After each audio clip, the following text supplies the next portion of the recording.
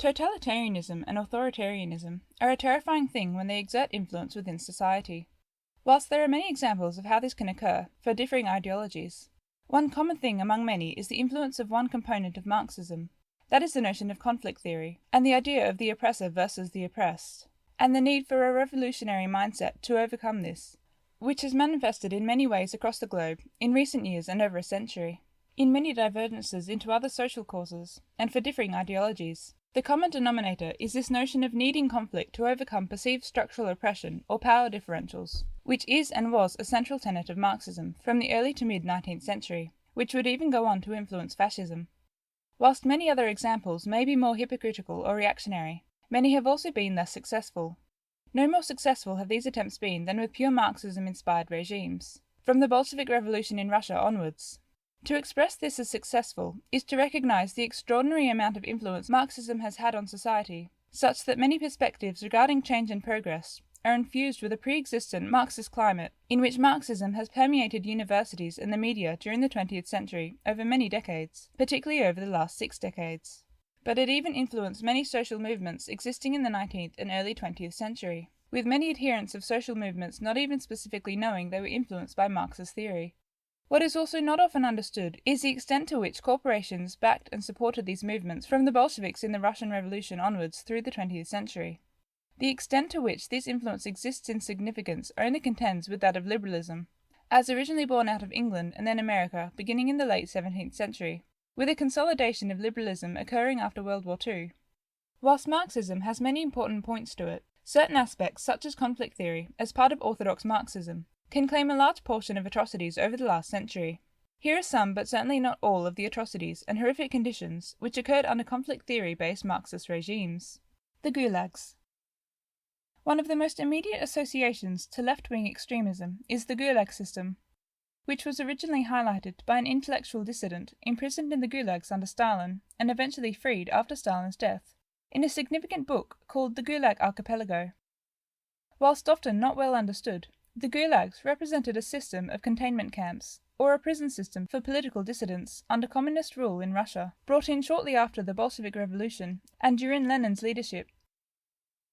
Under Stalin, Lenin's former secretary, the Gulag system would be increased more so, to eventually having held millions of Russians accused of being an enemy of the state.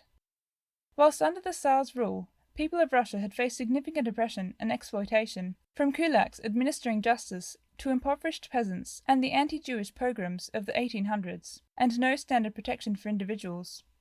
Tragically, however, the transition towards reformed rule did not do much to lessen the oppression of the people, it just changed the nature of it, whilst even anti-Jewish pogroms occurred during the Bolshevik Revolution. Between the 1920s under Lenin until Stalin's death in 1953, over 18 million Russian and foreign captured people were imprisoned within the Gulag system, where up to 1.6 million died, experienced torture, and were subject to forced labour in Siberia, many of whom also died. Others were relocated or exiled to remote parts where they did not survive. The Great Purge of the late 1930s is also responsible for the murder of nearly 400,000 former kulaks executed of a total million arrested. Fortunately, after Stalin's death, the Gulag system was significantly decreased and the horrors of communism in Russia minimized in intensity, but not altogether. The Cheka secret police. Along with the Gulags, another feared component of the Bolshevik rule were the people responsible for the Red Terror from 1918 to 1922, and who could have you arrested after investigating people who were political dissidents. The Cheka, or Bolshevik secret police, who weren't actually very secret but widely known, began under Lenin at the very beginning of the revolution to target, persecute, and break up counter-revolutionaries, and immediately introduced a system of torture-based interrogation and terror to induce fear and crush opposition. Torture methods used by the Cheka include beating, burning, scalding, using pliers on fingernails, cutting, skinning people, and dousing water over people in icy conditions to create a living ice statue, among other pain-inducing methods, as well as summary executions of 100 to 200,000 people, according to many estimates from 1918 until 1922. 1.3 million deaths can be attributed to the Red Terror in general from all causes. Whilst this group was notorious, they were officially dissolved in 1922, or renamed under the same leader, who died in 1926. Torture methods would continue to become more extreme under Stalin, This group, however, marked the beginning of the terror of Bolshevik rule and their ascendancy to power in trying to shut down opposition to their extreme left-wing ideology. This branding of counter-revolutionaries was not just limited to those on side with the Tsar, but even moderate socialists. While some far left SR members joined the Bolsheviks and had also been previously allied with them despite divergent views, the Mensheviks, who wanted a reform and introduction of socialist and democratic standards into Russia, and did so in dealing with the business and middle class to enable reform, were regarded by the Bolsheviks as soft and as class traitors. The Holodomor and famines. The Holodomor largely refers to one specific famine in the Ukraine. However, there were many others in Soviet Russia. The first began originally under Lenin in 1921–22, when grain became confiscated from peasants during the Civil War, where Bolsheviks seized grain to provide for their army and keep grain from the opposing side. The result was mass starvation, deliberately caused, where, without basic sustenance, the people had to resort to cannibalism to survive, as was depicted even in early photographs by reporters. This occurred in the southwest region of Russia. A decade on from this was the much larger Soviet famine, which affected large regions from Ukraine to Siberia to Kazakhstan. The Kazakh famine, in which 1.5 to 2 million died, occurred as part of the process of collectivization of goods, in which populations had to decide how much grain can be confiscated from regions. Despite no specific mandate, populations largely over-requisitioned crops from ethnically Kazakh people, which reduced their population in the region to being a minority. However, the Soviet state had declared kulaks, wealthier peasants, as class enemies and were to be treated harshly, which also occurred. At the same time, in 1931–33, the Holodomor occurred in the Ukraine, in which up to 4 million died of deliberately caused starvation, and the local ethnic Ukrainian population depleted. There are suggestions by some, due to largely being man-made, that this would be classed as genocide. However, there are many academics who refute this idea strongly and indignantly. Whilst mass murder is more commonly used to label this, some even contest this, saying that it wasn't the sole intent of policies and therefore cannot be classed as murder, whilst other scholars disagree, saying that despite this, it legally fits into what would count as murder. Further famines occurred throughout the country at this time, accounting for between 5 to 8.5 million dying of starvation due to largely deliberate policies and man-made causes. Penal units and backing troops. One of the best ways to demonstrate the suffering and oppression of the Russian people, aside from the tens of millions in gulags or who died of starvation, is the way the Red Army was treated in the midst of World War II. The treatment of Russian soldiers by their own communist leaders was harrowing, due to the nature of the war being fought, the lack of morale, and terrible conditions. Especially when having to face better trained enemies, including the SS, in a bitter war, many Russians simply lost the will to fight and attempted to flee or desert. This is where a second line of backing troops were introduced, to ensure that any deserting Russians would be prevented from fleeing. They would be mowed down by machine guns if attempting to flee or retreat, but more frequently would be arrested, sometimes executed, and most often put into penal units, which would be forced on the front line, whereby they would also be used to clear mines, walking in a line linking arms to clear minefields. One of the other things that occurred under the Soviet regime, as more of an exercise of political ideology, and not just a mandate by Stalin, but by the communist commissars themselves, in expanding Bolshevik ideology, was the campaign of terror by both communist commissars as well as non-uniformed partisans. One example was against religion, in particular the Christian Church, which occurred during the invasion of Germany in World War II. To demonstrate a clear ideology of atheism, violation of civilians often occurred within churches in order to desecrate them, often when civilians, usually women, old men and children, had fled into churches for safety, alongside massacring priests and nuns. It also had a significant value of spreading hatred towards religion. Separate to this entirely, yet connected to some communist ideologies, were the actions of some Soviet partisans, whereby torture and murder of both Soviet deserting troops as well as German captured troops occurred. While some of these atrocities were committed by nationalist partisans, with these having been common pre-communism, others were committed by idealist Marxists. Alongside the other prisoners of the gulags was the capturing of both German and Polish prisoners of war after World War II and Polish resistance to Russian occupation. Many innocent soldiers, whose only crime was to be on the opposing side, spent years in gulags following the war, often subjected to torture, joining the 18 million Russians subjected to the gulags, in which 1 in 10 or close to 2 million did not survive. Of the 3 million Germans captured, only 2 million were eventually released, with as many as 1 million dying. Whilst the death of Stalin meant a less extreme form of communism in the Soviet Union, the spread to other countries did not provide others with any lessening of horrors. The Communist Revolution in China is probably the most significant other communist revolution to have taken place, which still has a significant impact in China's political makeup today. One of the things that occurred in China was again great famines, which began during the Great Leap Forward and again during the Cultural Revolution. These famines created a death toll of around 15 to 55 million people, and 500,000 people to 20 million people. The impact of this revolution stripped any potential human rights or democracy from occurring in China, where the suffering of the people intensified.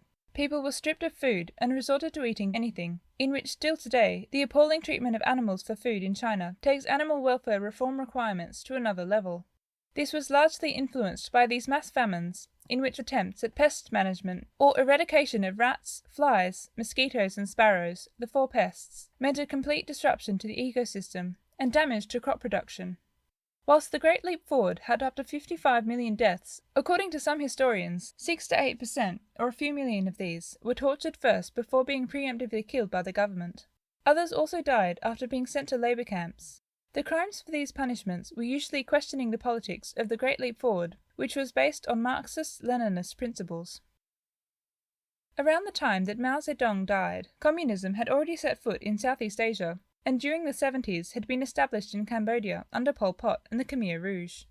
Like Vietnam, inhabitants of Cambodia had sought independence from their French colonists, who had subjected freedom fighters across Indochina to gruesome torture to prevent them seeking independence. However, like Vietnam, the French were eventually forced to leave Cambodia, which became its own independent state. Whilst American intervention in Vietnam, attempting to establish democratic governance, came into conflict with the Viet Cong, resulting in a devastating and horrific war. In Cambodia, conflict was not to the same degree, and a communist regime took over with greater ease. Pol Pot had been educated in Paris in the Leninist version of Marxism, and in returning to Cambodia joined the existent communist organization, the Khmer Viet Minh, many of whom would be exiled into North Vietnam following guerrilla warfare against the Cambodian king, and become part of the Viet Cong. After remaining in Cambodia, instead working as a teacher, he remained part of the communist movement and, aided by Viet Cong militia, eventually, in 1975, was able to attain power as leader of the Khmer Rouge and become leader of Cambodia. The intent was to turn Cambodia into an egalitarian socialist society. One of the atrocities that occurred in line with complete egalitarianism, in which all would wear the same clothes, was the persecution of intellectuals, which would include anyone who wore spectacles. Whilst up to 2 to 3 million, or 25% of Cambodia's population, died during this period, known as the Killing Fields, many from starvation in an ineffective return to agrarian society, many were also killed as political enemies, often following torture in gruesome ways. Along with overturning wildlife protections of Siamese crocodiles, which the previous independent government had done, the Khmer Rouge, in using crocodile farms, would also feed political enemies to these crocodiles, in these farms that still exist today. Gruesome torture was used, similar to that used by French colonials, but also other things such as cannibalizing victims whilst they were alive, among other atrocities. The Khmer Rouge existed as Cambodia's government under Pol Pot until 1979. One of the more recent occurrences of totalitarianism has been within North Korea, which had adopted an independent regime after having had a Soviet-backed communist ideology after World War II and during the Cold War. Whilst general oppression and complete censorship has existed, some of the horror stories which have emerged are from those who have witnessed torture through testing chemical weapons on prisoners and conducting surgical experiments without anesthesia, often in regard to research. One former researcher explained how prisoners would be wheeled out to a cell, already looking hardly human, shaved and emaciated, which could be witnessed by staff behind a glass window, as chemical weapons were sprayed into the room to observe the horrific impact, in which inmates took 3 hours to eventually die, covered in blood. Other examples of chemicals being ingested by prisoners have also been claimed to have occurred. The most significant communist threat in the world today, under which so many Chinese people suffer, is the communist regime in China. China's global influence could be seen as being as bad as any imperial power with corruption to the core, except that so much of the horrors in China are extreme, from forced organ harvesting to creating biological weapons, to persecuting followers of religions, whilst the West is not short on extreme corruption and horrific atrocities in the 20th century alone, from colonialism to further imperialism. The mitigating forces of traditional concepts of liberal democracy and conserving traditional standards have the capacity to remind the civilized world of what is needed to be conserved and what is needed for progress.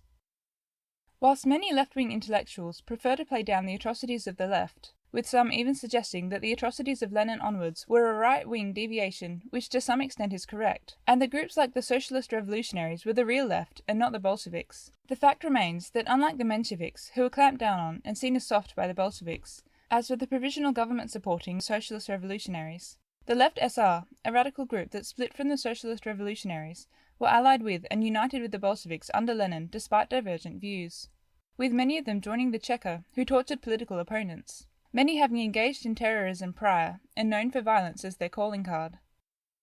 Lenin consistently, despite many pragmatic divergences in leadership and mirroring right-wing standards, adhered to orthodox Marxism in his philosophy, and so much of the left's continuation from his legacy from this point has been influenced by the same orthodox Marxism, which illustrates the conjunctive momentum between many right-wing and some radical conflict theory-based views. These reactive views have simply been used in recent years by large sections of the media to bolster right-wing reaction, and conflate these views with genuine progressive movements as a justification for attacking them, and using the conflict theory-based movements to undermine genuine progressive movements, often using sensationalist and inflammatory means. Whilst classical liberalism has Christian theological foundations from which freedom and equality can be based and expanded, which has occurred in recent years, and within the last decade in particular, in which significant progressive movements have existed, as pushed by some liberals and leftists, and enabled positive change, the dominant attitudes of Marxism have significantly been undermined by the requirement for conflict, which still significantly influences many left-wing and other conflict theory-based attitudes today, in which structural oppression and victim versus perpetrator and oppressor versus oppressed ideas exist in different contexts, as a central ideological focus in which conflict theory is the central theme. One would think that history would make people reconsider this approach, but this is a testimony to the pervasiveness of orthodox Marxist influence and the ironic allegiance to it and encouragement of it by the hard right as well as the media. Thanks for watching. Please like and subscribe to be updated with new videos.